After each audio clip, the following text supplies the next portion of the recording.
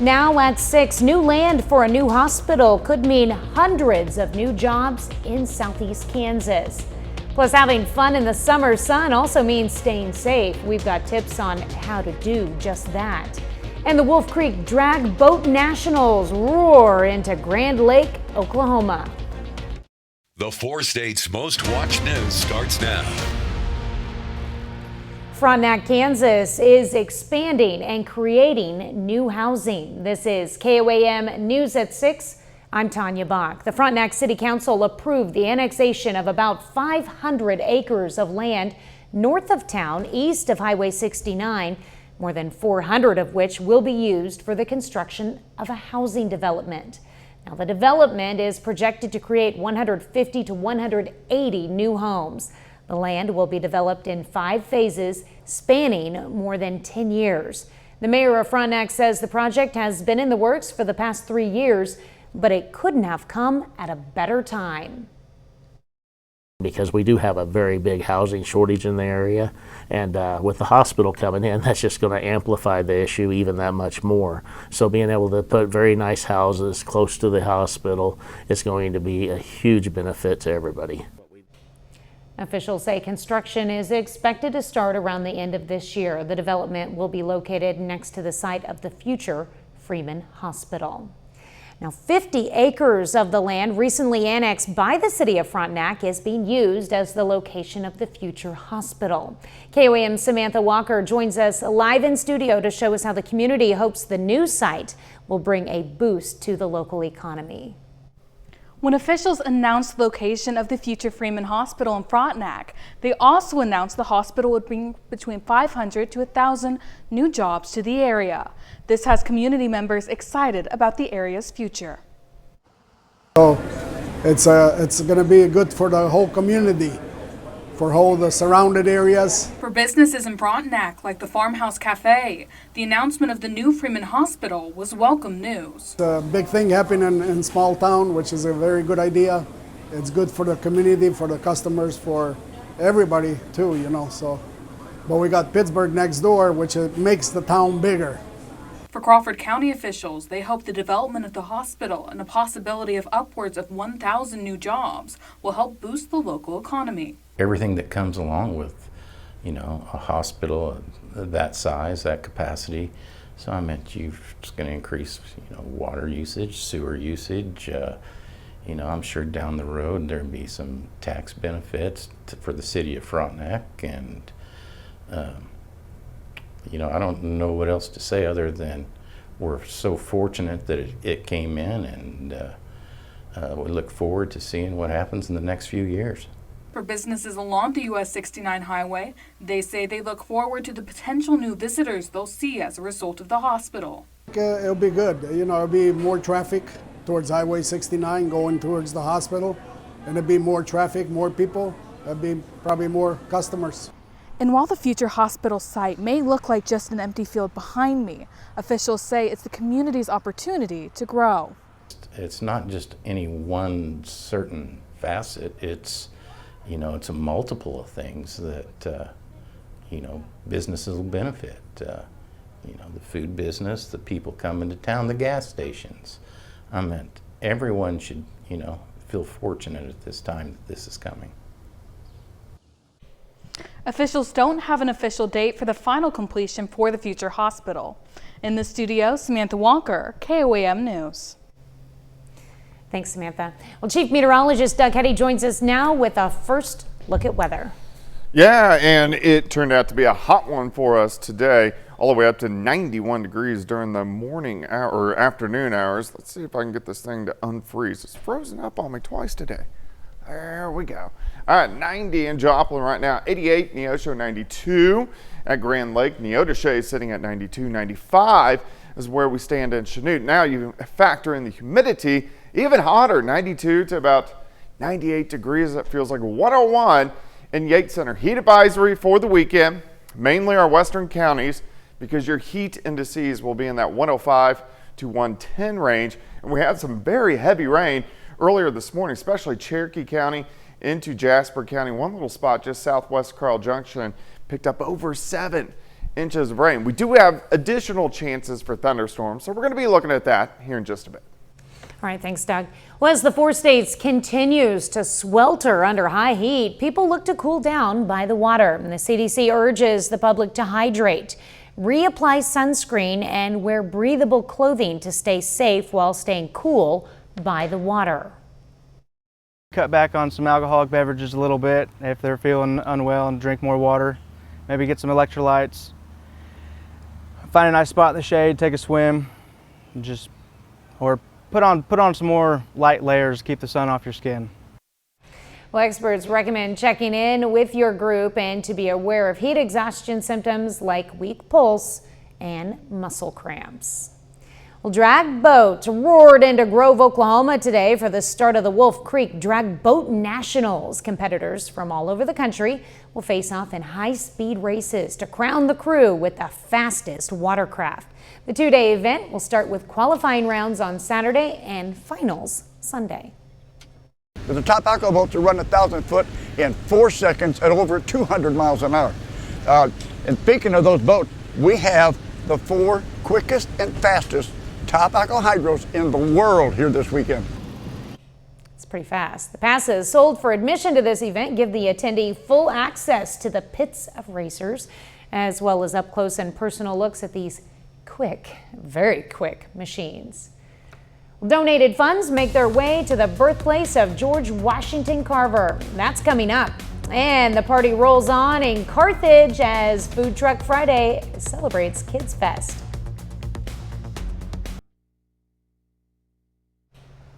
Officials in Oklahoma have identified the remains of a man killed in the Tulsa Race Massacre more than 100 years ago. His remains were found during an archaeological dig at a nearby cemetery. A forensics lab cross-referenced his DNA with databases to determine his identity, and since he was a veteran, a letter from the National Archives also helped reveal who he was. Today, because of the efforts of so many people, I can stand before you to announce that we've identified the first 1921 Tulsa Race Massacre victim since we began our search for them 5 years ago. C.L. Daniel was a veteran who served our country in World War I, who was killed in the 1921 Tulsa Race Massacre, and whose family did not know where he had been buried for the last 103 years until this week. C.L. Daniels' remains showed no signs of gunshot wounds. Historians believe as many as 300 people died when a white mob burned 35 blocks in the Greenwood district of Tulsa. The area was known as Black Wall Street due to the number of wealthy African Americans who lived there. Mayor Bynum says the city has written documentation that 18 unidentified victims were buried. A historic landmark in southwest Missouri gets a generous donation. Today, the Arvest Foundation donated $10,000 to Carver Birthplace Association funds to support interior restoration of the 1872 Neosho Colored School. The school was listed in the National Register for its association with George Washington Carver. The important role the school played in African American education in Neosho and its significance in African American ethnic heritage. It's one of 5 remaining schoolhouses in the entire United States in its original historic state. That's really important, and that's significant in educating individuals into the future. And history, I mean, that's part of everybody's past. The grant will help the CBA complete the interior restoration of the schoolhouse and its mission to turn it into a museum. Well, Food Truck Friday rolled back into Central Park in Carthage today with Kids Fest, along with the usual complement of food trucks, both crowd favorites and new arrivals. Visitors could also dig into homemade ice cream and shaved ice. We've got different food trucks. I mean, you can have anything from Filipino food to some Kona ice or, ice cream or Twisted Kitchen. We've got a few different food trucks to choose from here. And then our interior vendors, we've got nonprofits. We've got Charlie Outdoor Ministries for the veterans. So we've got a lot of things going on that way too. Food Truck Friday takes place the second Friday of each month, April through September. Fair season in the 4 states rolls on with the Newton County Fair in Neosho, Missouri. Exhibitors today showed off beef cattle as well as different types of goats. There was also horse showmanship and hunt seat classes. For one exhibitor, the fair is all about the fun. Hanging out with people that you get to see and that you might not get to see often and all the time that's fun, and then getting to just be around the animals and everything. The fair wraps up on Saturday with showmanship awards, a watermelon feed, and live music. A little later, the Cardinals and Royals take to the diamond before the All-Star break. Brock Baldridge has a preview coming up in sports. Plus, it gets even hotter as we go into the weekend. We're going to look at that coming up next.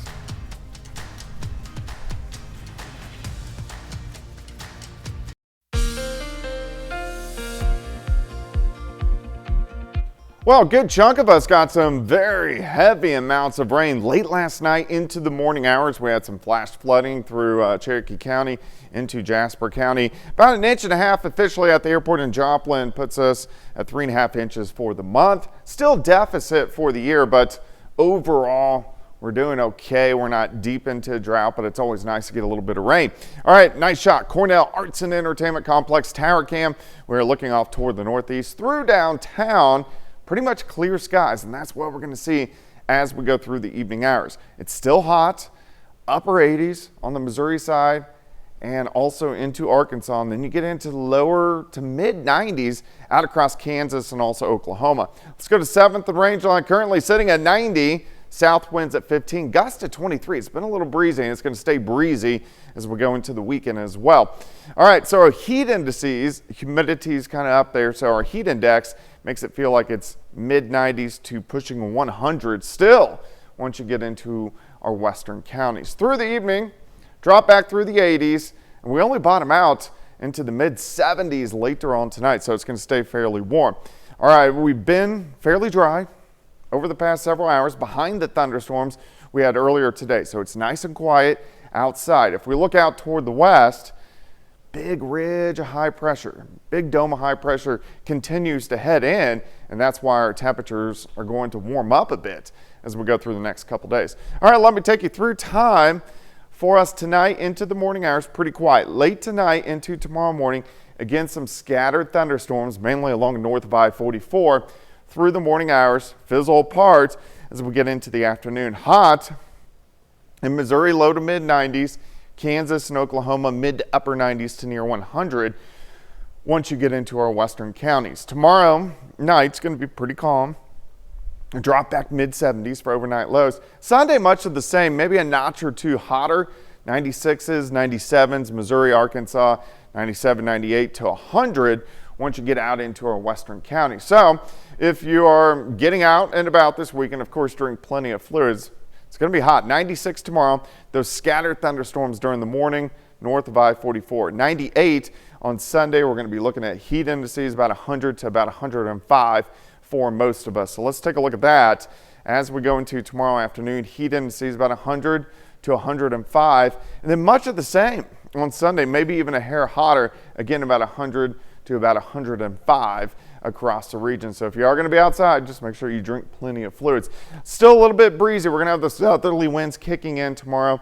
Gusts kind of about 20 to 25, a little bit less once you get into southwestern Missouri. And then still breezy again as we get into Sunday as well. The heat sticks around Monday, near 100. Heat sticks around Tuesday, but a cold front slides in late Tuesday, giving us some showers and thunderstorms, and that should give us some relief by the middle of next week. 96 tomorrow, 98 on Sunday, 100 on Monday, 100 on Tuesday, and then cooling down into the 80s, a high of only 82 on Thursday, which is going to be well deserved.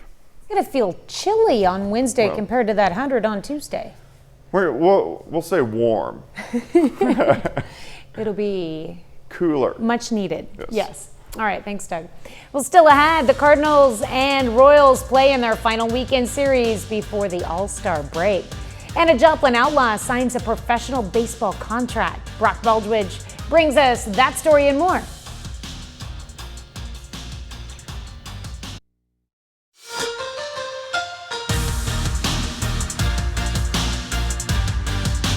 The Joplin Outlaws continue their first season as a member of the Mid-American League, and one of those intents for joining this league is to get more players in front of professional baseball scouts.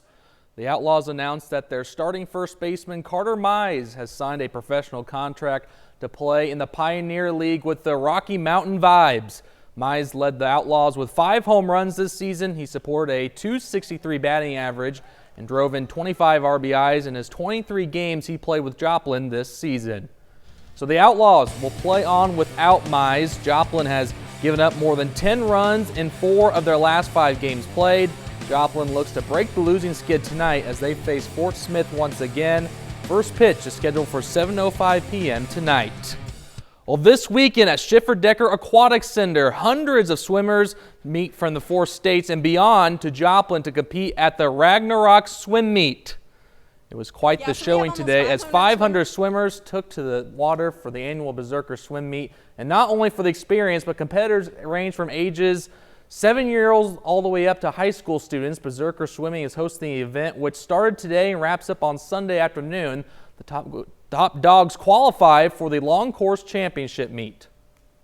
Yeah, so we have almost 500 swimmers out here this weekend. Some of our younger kiddos, this is their first long course meet they've ever swam. This is Olympic length. So that's a huge accomplishment for a lot of our kids. We have a lot of our teams who are coming from Kansas City, who are coming from St. Louis, who are coming from Arkansas. And so they're staying in hotels and they're eating in the restaurants and enjoying what Joplin has to offer. And we think it's really great that these teams from these big cities want to come swim here in Joplin. The Kansas City Royals playing one more series before the MLB All-Star break. Kansas City looks to build on their 3-game winning streak. Royals and Red Sox square off tonight. Kansas City continues their 8-game road trip before the All-Star break. This game is just getting started at Fenway Park in the first inning. At last check, Royals lead Boston 1-0 after the Salvador Perez sacrifice fly. Then in St. Louis Cardinals open up a 4-game series against their rivals from the Windy City. It's the final time this season that the Chicago Cubs visit Busch Stadium. This game will be streamed on Apple TV+. First pitch is scheduled for 7:15 p.m. tonight.